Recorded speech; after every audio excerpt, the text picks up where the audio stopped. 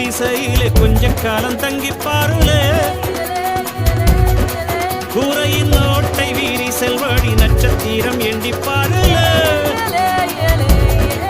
கூவும் செல்போனின் நச்சரிப்பை அணைத்து கொஞ்சம் செல்வண்ணின் உச்சரிப்பை கேட்போ வெறும் காலில் செருப்பின்று நடந்து மண்ணோடு பேசிக்கொண்டு போவோம் மடலைகள் ஆவோ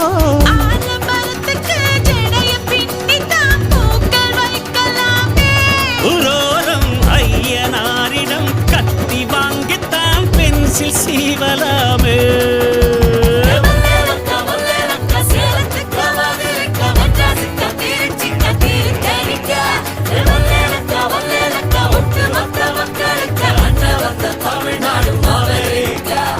காவிரி யாரும் கை குத்தல் அரிசியும் மறந்து